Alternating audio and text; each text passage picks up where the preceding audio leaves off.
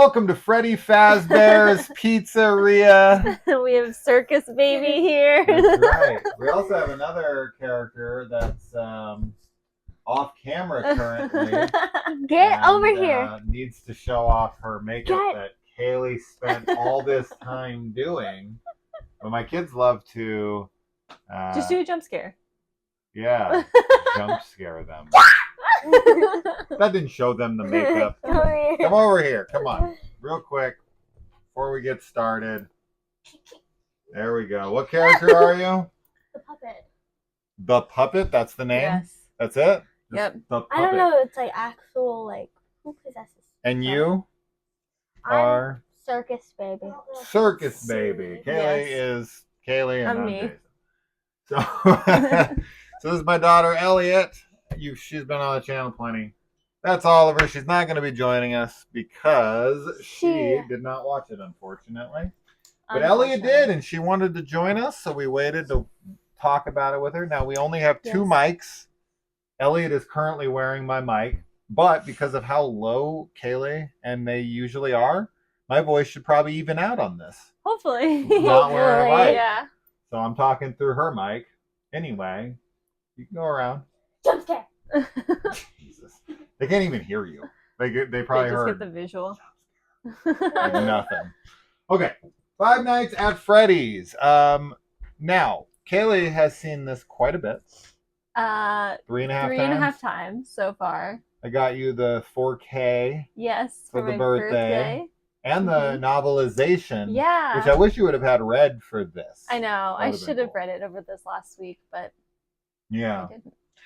So now, Kaylee and Elliot here are definitely more of the Five Nights at Freddy's freaks. Yeah. I am not the fan that they are by any means. So Elliot has cosplayed plenty of times now. I have. And so yeah, and Kaylee loves to play, as well as Elliot, Yes. some of the Five Nights at Freddy's games. Mhm. So we definitely got some lore junkies, mostly in Kaylee. Mostly her. Done a lot of research into the lore. I only know like what she's told me and what my friends told me, and then what I've played. That's all I know. Yeah. So not a lot. You know more than me. A lot. Yeah. more than I've seen this movie, and I've listened to Kaylee, sort of. Sort of. It kind of tunes me out when I She'll talk. ramble on about it, and I kind of sit there, and I'm like, okay. But I don't retain most of it, Yeah. which, I There's a don't know. lot. There's a lot. Definitely a lot. I don't know that I've retained like all of it either. I try, but You watched it. I have more of an interest in it than you do, I suppose. So that's why I retain more. So for context, I know that people aren't super familiar with this stuff. This obviously did start as a video game. Scott Cawthon is the creator and has been the brainchild behind pretty much everything. Yeah. And it has explored well beyond, because the video games are pretty rudimentary, pretty simplistic in both their execution and in their story. But it really started to get fleshed out more when we started getting books and now a film. But there's quite a bit of books. There's the three like main novels. Then there's like The 12 Fazbear of the Frights. Fazbear Frights, and then there's like some. And then now there's the graphic novels. the But those graphic are like novels are like adaptations of the Yeah. Fazbear Frights, right? And then there's I can't remember what the new one, but it's like based more like in the security breach era. Yeah, Which, because they're but like the different Fazbear timelines. Frights are Like more like Goosebumps novels. Like there's not a lot of actual connection in those books. Yeah. Like I know that people probably have drawn like a lot of maybe found similarities. I haven't read any of them, so I don't know. But I do know that they're not supposed to be like, they are canon, but they're like canon light. Like they're just different characters Sure. that we've never seen in the video games. But yeah, the games have a lot of hidden lore in them too. And the really fun thing about Five Nights at Freddy's that I know that you and I have talked about is that the fan base is such a huge part of an integral part of the franchise and in how it's been developed and everything. So I think this movie, like we already did our initial review, we're going to try and do a spoiler discussion, but I really enjoyed this movie, and I think it was super successful For the fan base. for the fan base. Yeah.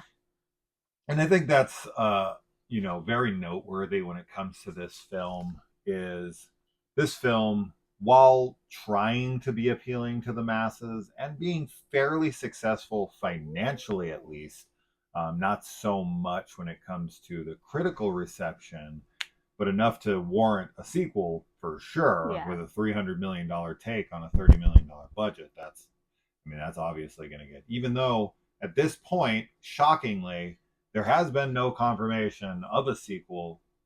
So that's kind of crazy to me. Yes. Because they announce sequels to movies so quickly after their success. And with something this popular that's blown out every other Blumhouse production, even the Halloween franchise, this has their top grossing spot.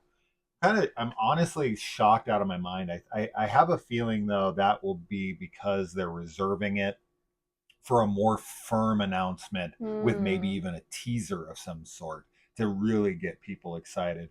Because at the end of the day, the thing that matters most with this franchise, and I'm glad that it hit here the hardest, is with its fan base. The fan base is what's kept this thing alive and going and thriving, and will continue to keep doing so into the future. And even if I'm not some major fan of it, any fandom that's passionate and is getting things that they love for a property that they were nervous about being adapted, and a good amount of the fan base seems to be pretty pleased with it for the most part, and yearning for more. That's always exciting to see, just as a fan myself of any entertainment.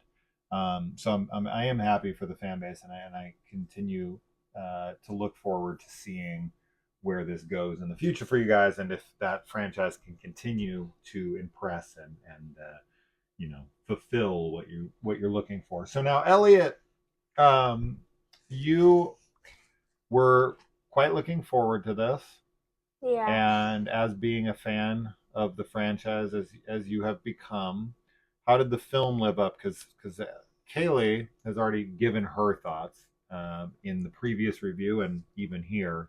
So now we're waiting to see what you think.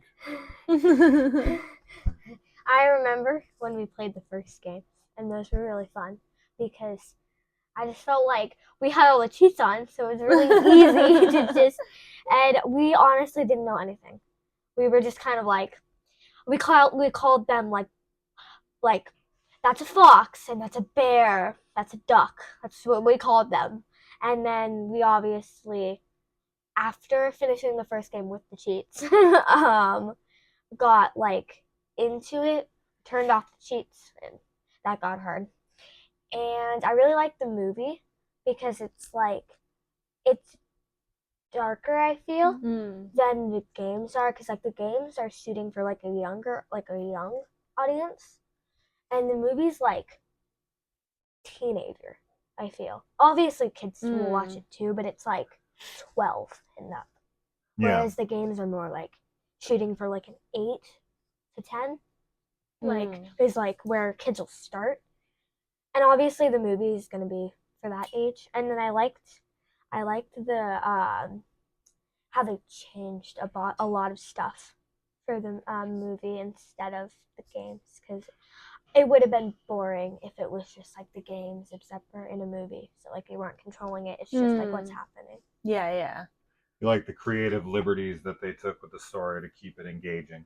We'll talk about those elements here because I got some notes, and you can speak of those individually as we continue. And of course, I'm not the Five Nights at Freddy's fanatic, so I'm probably not the one that should have been taking notes. But I will say this: I was pleased to. I am pleased to report, though, that on my second viewing now, I made sure I took a tally to confirm that our main character here, our security guard, Mike? Mike, he did in fact go and spend 5 Nights at Freddy's. Yeah. So he spent the 5 nights. That would have, I mean, I would expect that they would do that, but it would have been pretty silly had they not. Yeah, right? Of course. It's literally the title of the film. So I was like making sure. I was like, all right, I'm going to count each night that he's there. And yes, there is 5 of them. Yeah. So at least they fulfilled the title, if Absolutely. nothing else. Okay. So spoilers for the film if you haven't seen it.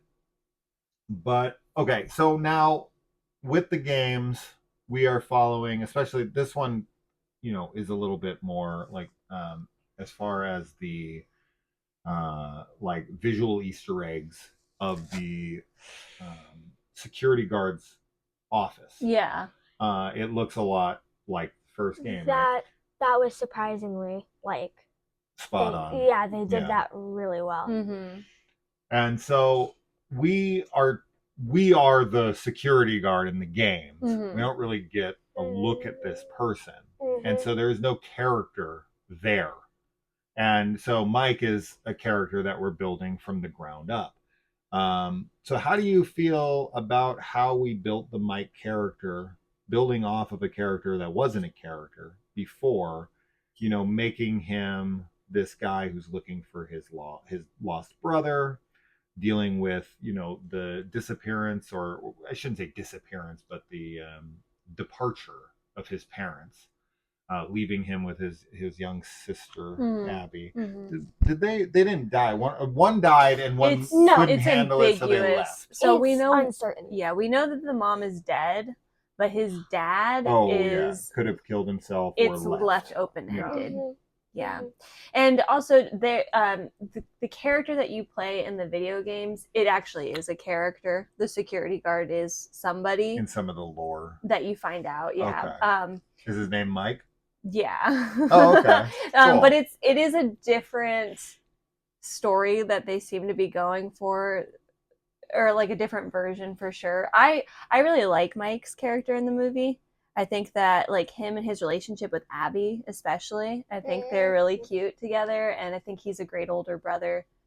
And he's struggling because he's like, anytime somebody, it doesn't have to be a sibling, but anytime someone like unexpectedly and kind of like suddenly has to become a parental figure when they aren't planning on it and they don't know what they're doing, and like that's stressful. And I think that he's having a hard time with still dealing with the loss of his brother, even though it's been years, but it's like he blames himself so much for it. Almost a similar story beat to Megan. Yeah, kind of similar. Yeah, almost. Mm-hmm. Also Blumhouse. Yeah. They're stealing from themselves. Oh my god. Copyright.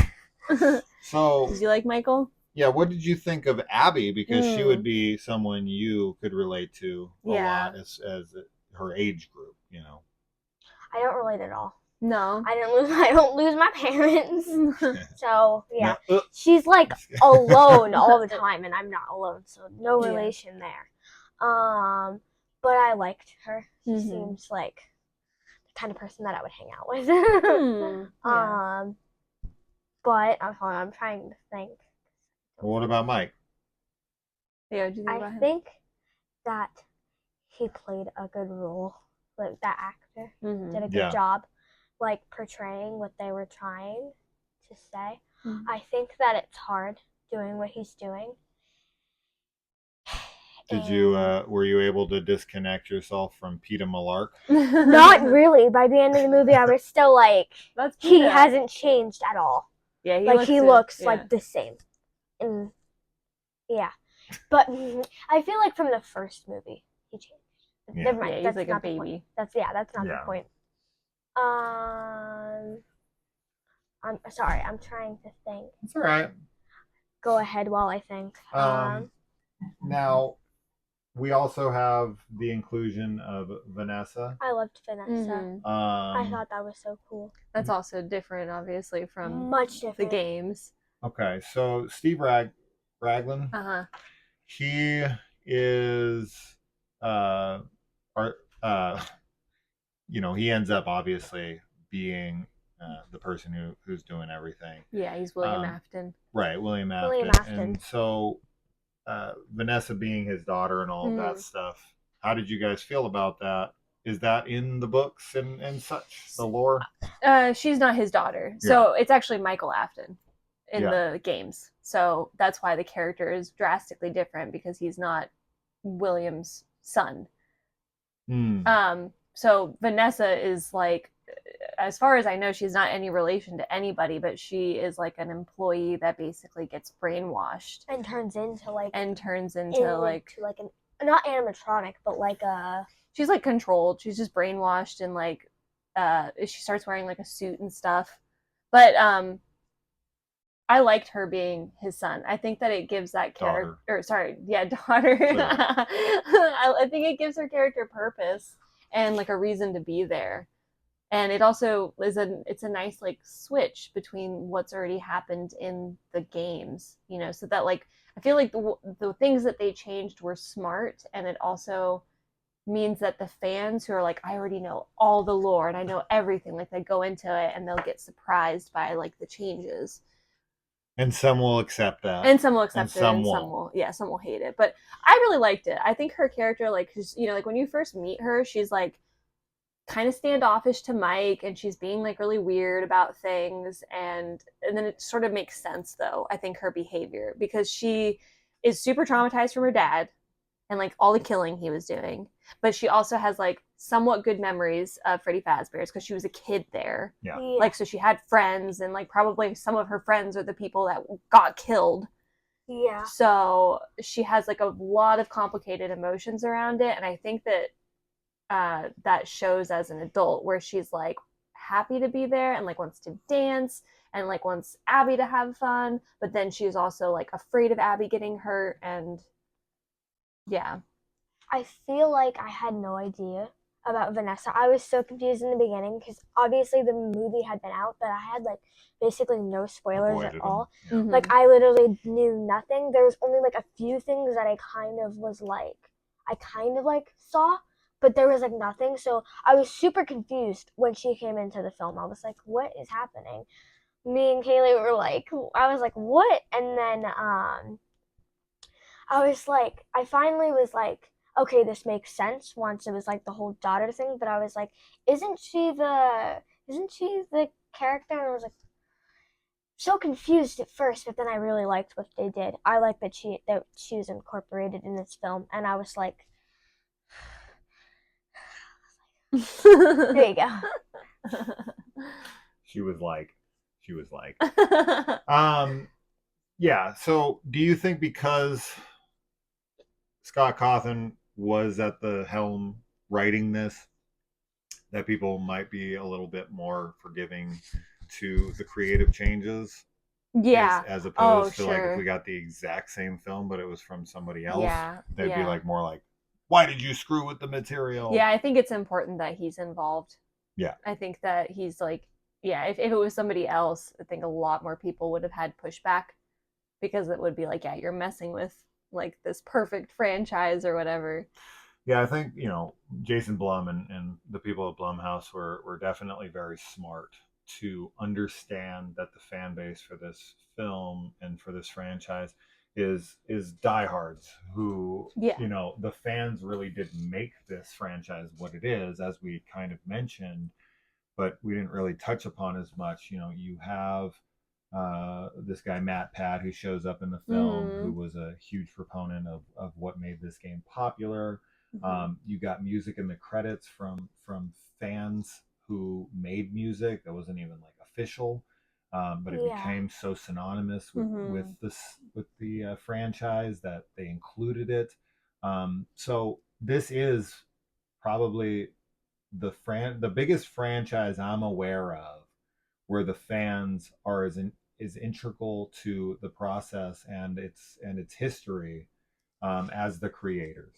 Yes. And so Blumhouse and them being able to recognize that and allow for this to go in that direction, to be so faithful to the aesthetics and the look of Freddy and company and Freddy Fazbear's Pizzeria, I think really is a testament to this franchise fan base, and that that is where this film is so successful. Even if you are somebody who isn't a fan of it, I really hope that you can recognize that the fan base is diehard, and I think they did right by them for the most part. You're not going to please them all, but I think they did understand what they had, and were the right studio for this project. Yeah, I do too. Yeah, definitely. Okay, so we've got the dream sequences that Mike goes into. We get this like 4 times at least. This did remind me a bit. We talked about this in our spoiler free stuff, but this had a feeling of something like Candle Cove, Channel Zero. But the dream sequences were definitely something that I was not expecting. I wasn't expecting them to focus so much on this character's backstory and him trying to find his brother and all of that. Do you think that paid off enough, or are you like myself expecting that to be more paid off in the future films? Me? Either. Go for it. I think it. I don't think it was paid off at all in this. I think Yeah. I think 100% it's going to be addressed in future films.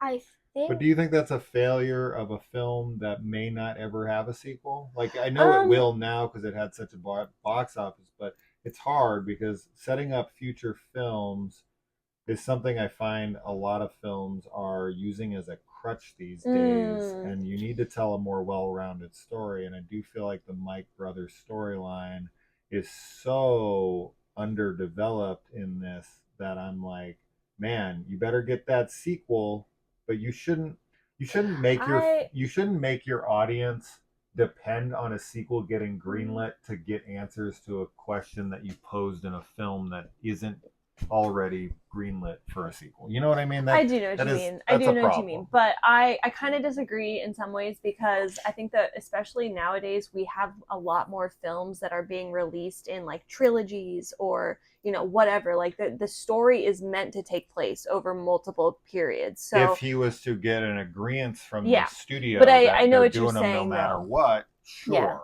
I don't think, I think the film is perfect as it is, as much as like I do think that there's a lot more to tell about like Garrett and everything. I don't think that like if we for some reason don't get another film, I don't feel upset that we don't know more about it, but I think that they left it open-ended enough that they're, especially like the thing with his dad and everything, I'm expecting his dad to like probably still be alive and to come back in a future film.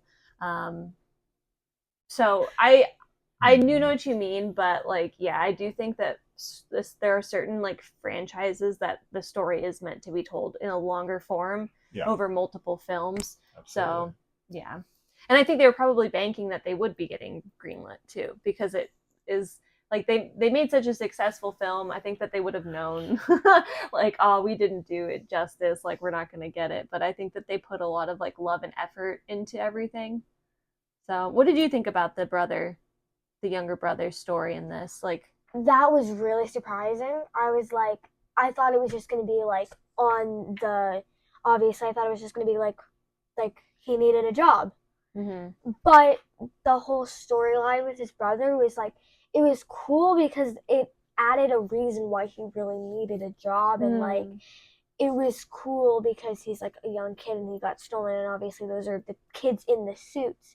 And the way that it was supposedly like who stole him, like we have no idea, but he's obviously not one of the animatronics. Is like obviously maybe going to be told in the next one of like maybe he is an animatronic, or maybe. So you think maybe he got stuffed into a suit as well, and maybe he's just like he was never fully put together because like of like the closing and everything of the like he was just like in there. He's Balloon Boy. No, Balloon Boy. No, freaking Balloon Boy. That's who you should have cosplayed as. No. So I have a theory I just came up with.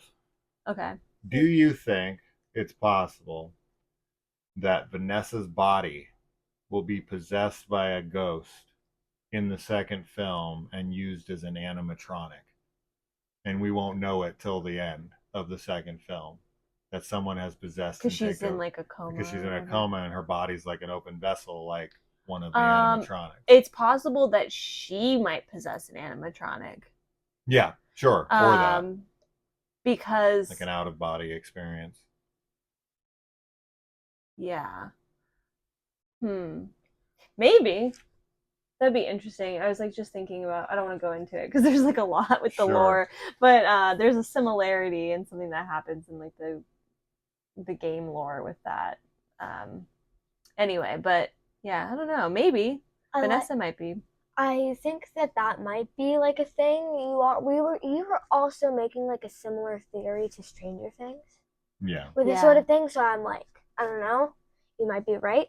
You might be wrong. That's how theories go. That's how they work. Obviously, I'm not trying to be a teacher. But anyways, I'm gonna not to go away from your theory, but I'm going to go back into details with the like building. I liked how they incorporated the drawings. Yeah. That was cool. And back in the series, I guess, you know how they call him the Golden Rabbit? Mm-hmm. Isn't he supposed to be Golden Bonnie? But he's the rabbit, and then he turns into Springtrap. So, like, he's never called Bonnie, really? Yeah, not so in this, but he's Golden Bonnie. So do you think they're just going to be, like, skipped? I saw something about that, then I was like, it created, like, sparks more in my head. Like the naming, if they're going to not call him that? I don't know. They might not call him that, but yeah. And then I feel like they should do, like, a show. Like a prequel or something on it. It'd be fun to do, yeah. You might get prequel elements in the movie. I wouldn't see why not. Like flashbacks? Mm-hmm. To like the 80s? Yeah, maybe it's like in Vanessa's coma or something. They're gonna do like inside she her remembers, head. Yeah. That would be interesting. Yeah, I've seen some theories about Michael's dad being possibly somebody who worked on the animatronics, because in the training video that Mike sees, the old one, there's a guy in it that's like working on an animatronic that kind of looks like his dad. So, and in I don't know, it's possible that he's still alive and used to work with William. Yeah.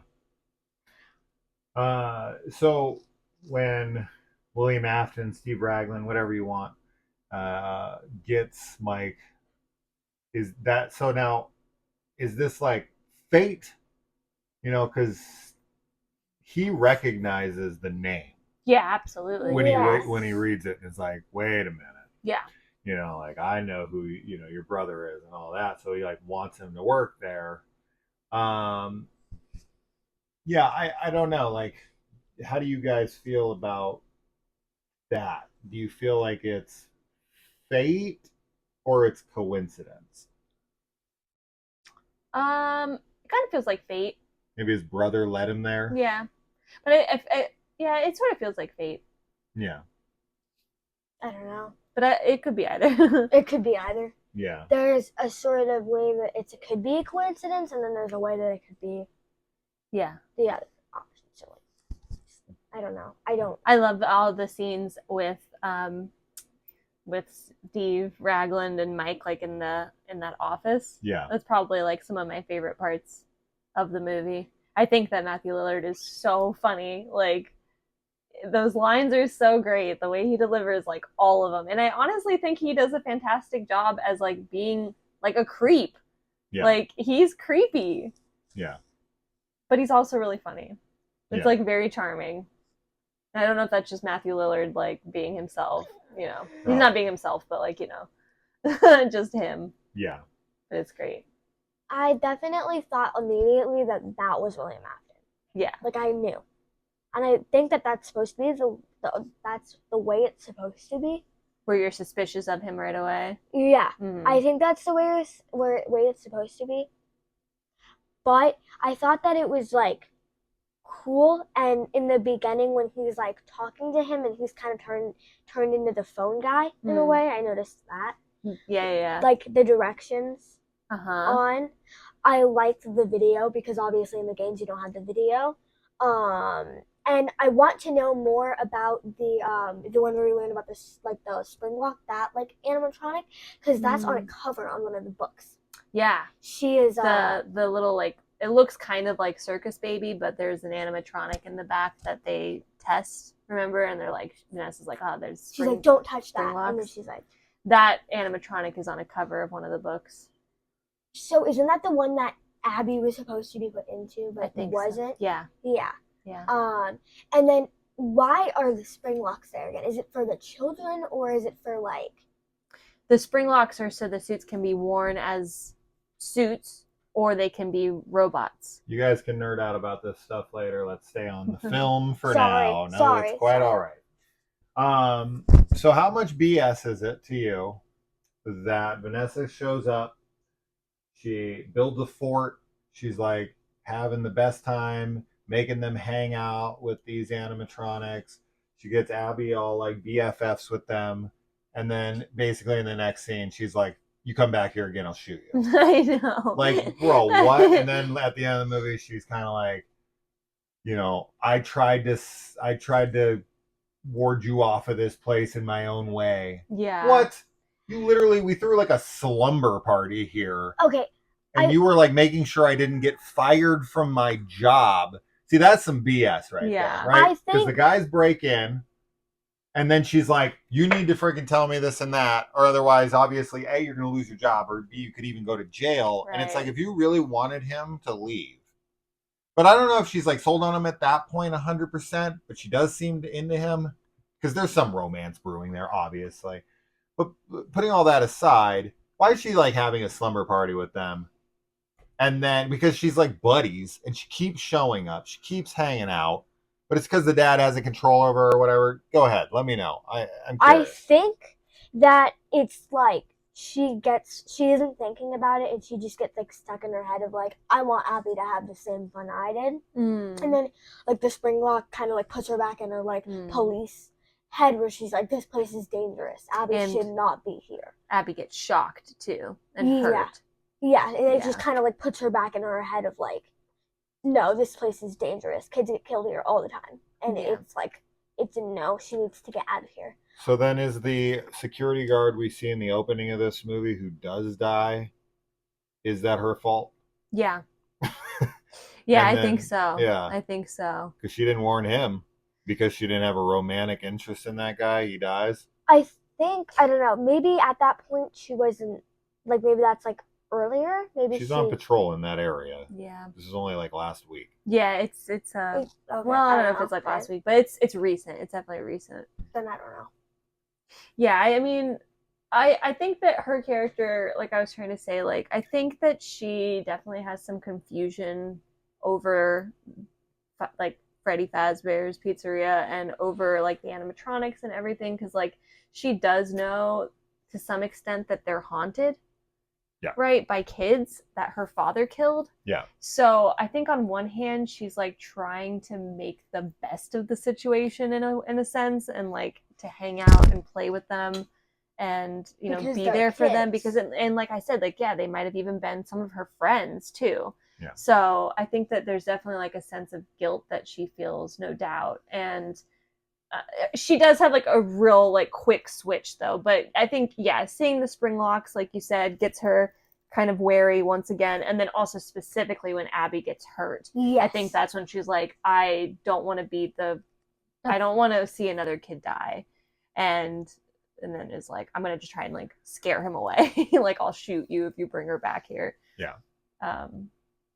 Yeah. But you know, I think I do think she redeems herself to that, you know, in the end with what happens. I mean, she stands up to her dad and she tries to, you know, fight back. I don't know if that's full redemption. It's not full redemption, but I mean for Michael and everything. Not necessarily anything else that she's done, but she's trying. Yeah. She's definitely trying. We went probably 30 minutes at this point without mentioning the best character in this movie, Doug the lawyer. What'd you think, Elliot?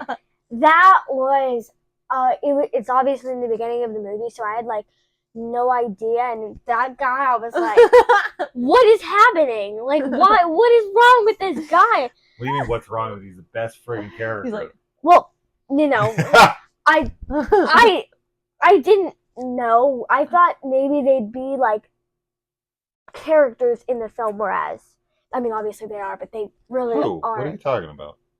Why would you think there would be a lawyer or not a lawyer in the film? No, I mean like bigger characters. I thought that we were gonna like see them more. Oh, okay. You know, like I thought they were gonna be like more connected than they were, and they are obviously connected. But like, do you understand? You didn't know who they were. Yeah, I didn't. When you saw them in the first scene. Yeah, and that guy I was just like, what's who happening? is he? Like, yeah. I thought this was supposed to be like a scary movie, but it's just a comedy.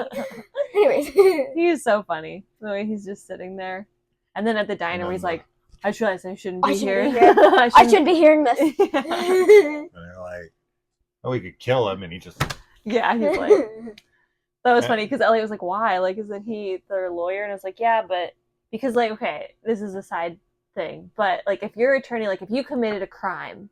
And you can admit it to your attorney, and they can't tell anybody that you did or didn't do it. If you have plans. But if you're planning to do a crime yes. and you tell your attorney, then they can go tell the police. Absolutely. So that's why he didn't want to be there, which I already explained to you. But I know.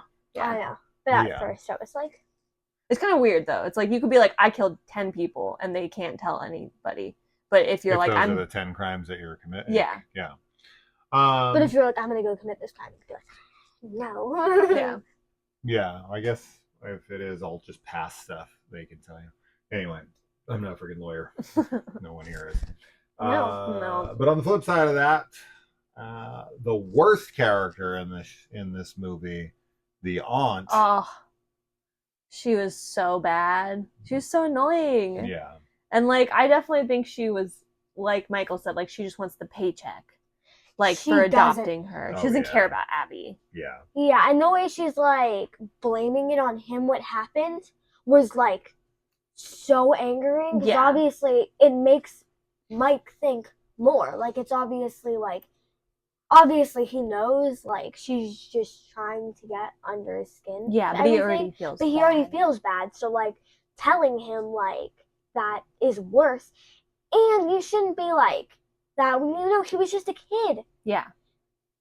And they're in the forest, so it's like, I'm just gonna watch you, nothing's gonna happen, but like, she walked away for 1 second, it's not his fault at all. No, definitely not his fault that his brother gets killed. She's a jerk. Yeah, she's a total jerk, for sure. What'd you think of the scary level of this film, Elliot? I wasn't scared once. I was almost afraid that I was gonna be scared, but then after the first scene, I was like, it's not scary at all. For some people, it's going to be scary because obviously there's going to be jump scares, even though there's less than I thought there would be. Balloon Boy is like the most jump scares, it feels like. Yeah, I feel like it's funny though when he pops up. He's like an annoying character because he doesn't really kill you in the games, but he does drain your power. He obviously doesn't in the movie. What'd you think about like the babysitter getting cut in half, chomped in half, seeing the shadow? I think I saw something like that about that, and I was like, and then I saw it and I was like, Jasmine told me that somebody got cut in half, and then I was like, oh. And then I saw it and I was like, oh, it makes so much more sense. It was surprising how they just killed her. Like I was just like, I thought she was gonna get injured for sure when she was going in there, but I didn't know they were just gonna straight up like kill her. Killed all of them. They did, obviously.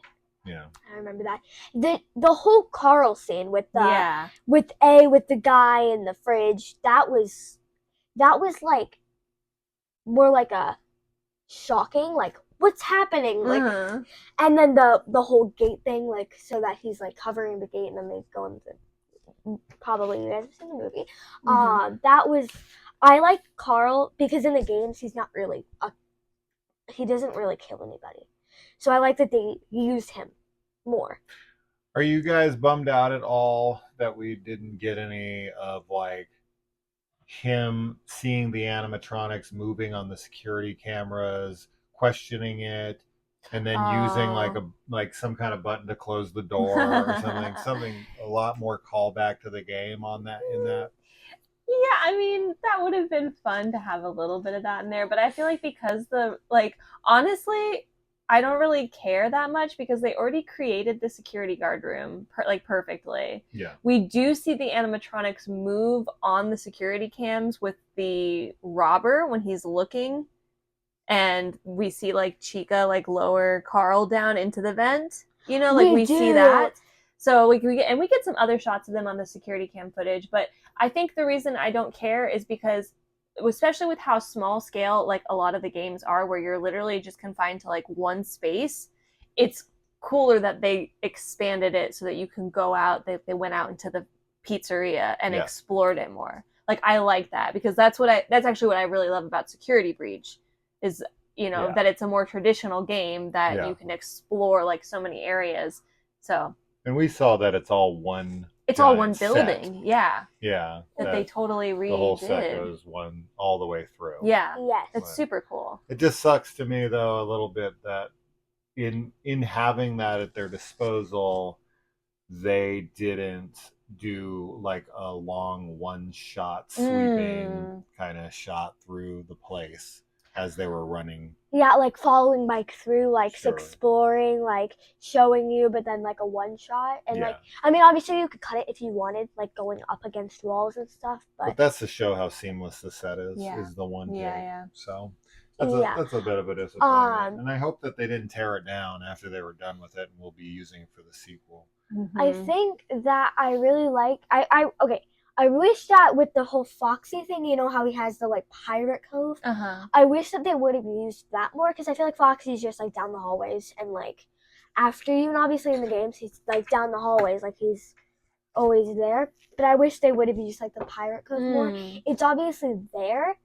And then I wanted to ask, does Bonnie kill anybody or is he just there? In this? Yeah, in this. Yeah, he kills somebody.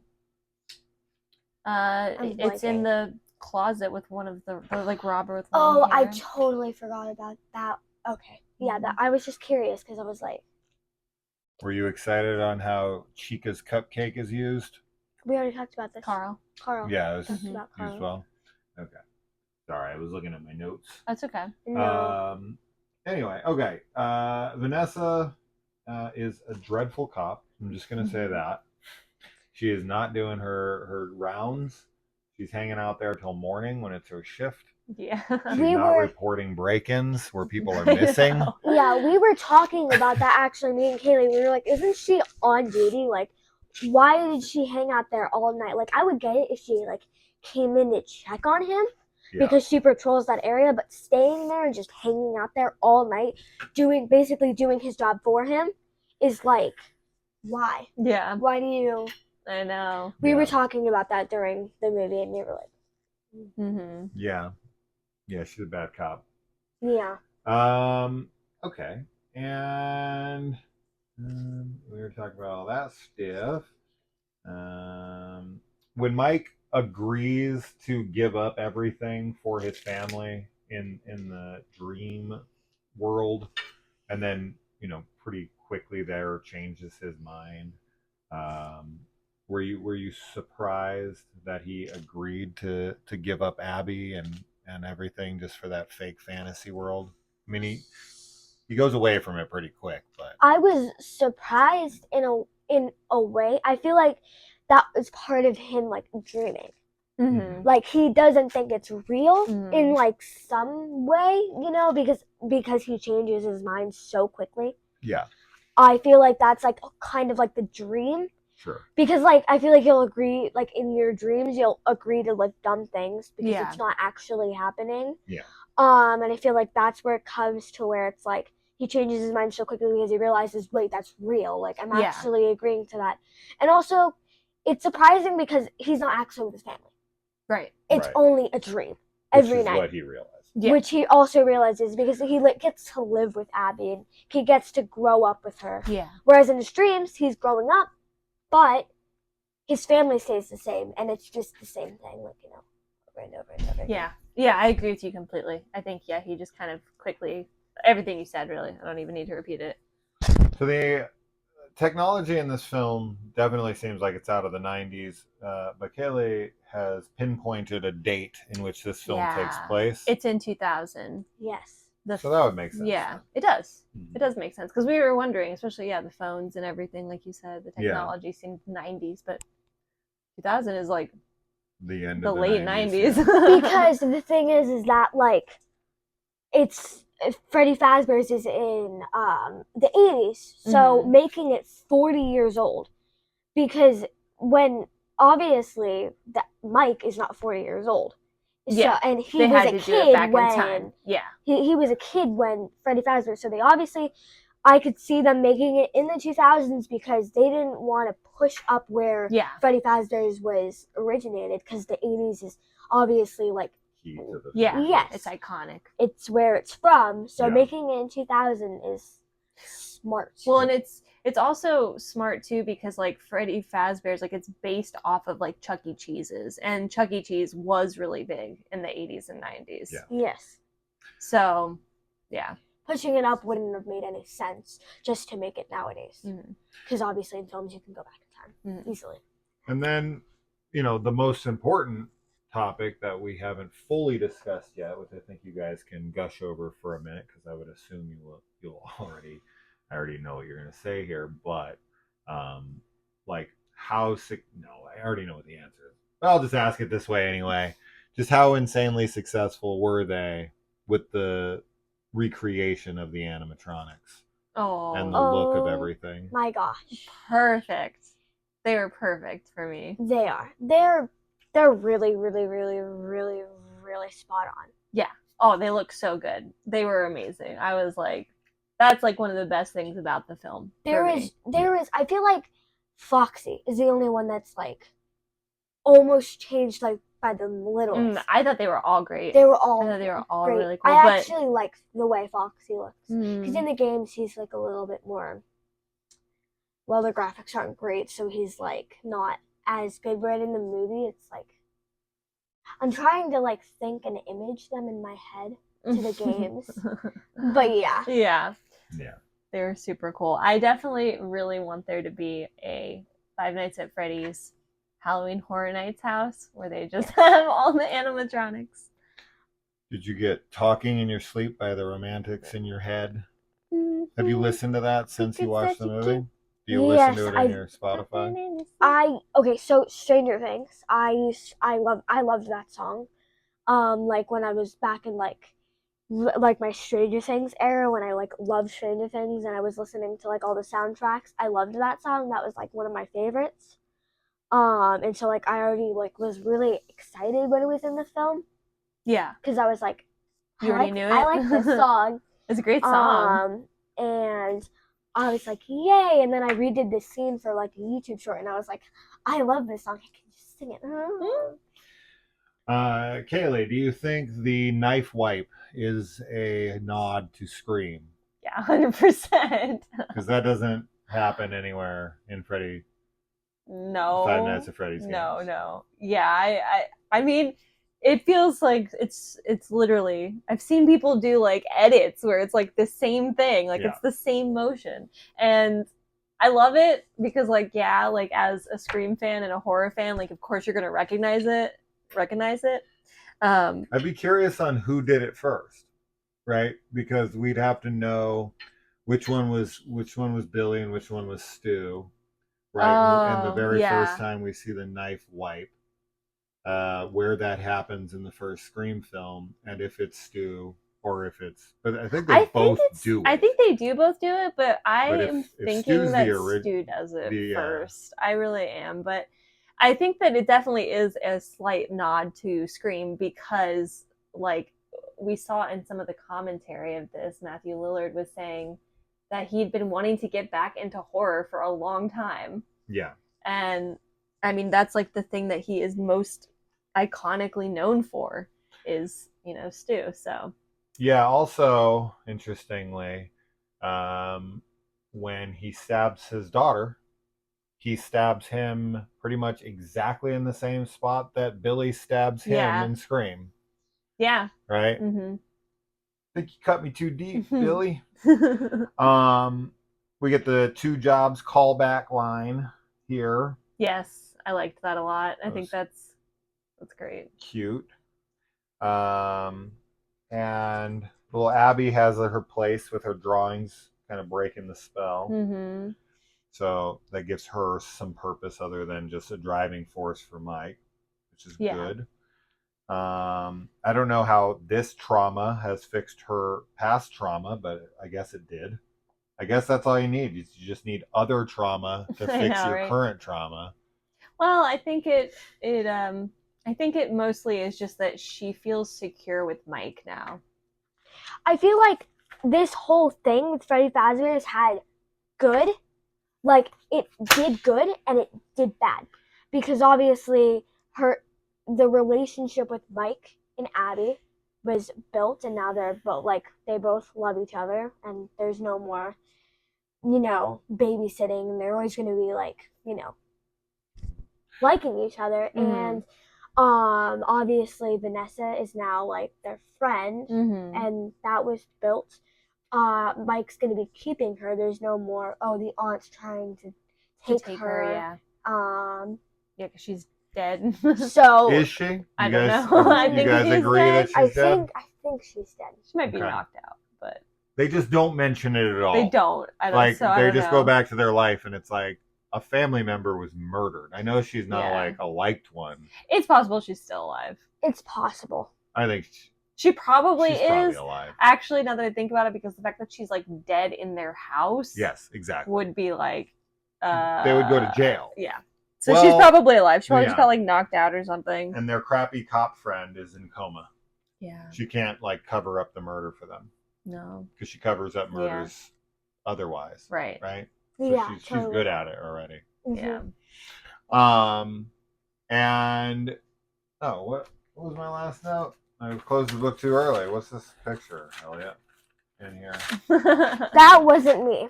That's not you? This? Wait, I don't know. I'm not gonna. The last thing I had to say was that's Friday the 13th. That's right. This back one. Oh. How the hell does Balloon Boy move? How the hell did he get in the car? He opened the door. I know. Or did he not? Did someone open the door, put him on the seat, and then close it? That's possible. Our question also was with Carl. How he moved around. How he moves around. We're in the fridge, obviously, and then in the vent. Yeah. But then anywhere else, he doesn't really I don't know. I don't know. That's the cupcake. I actually don't know who. Yeah, Carl's the cupcake.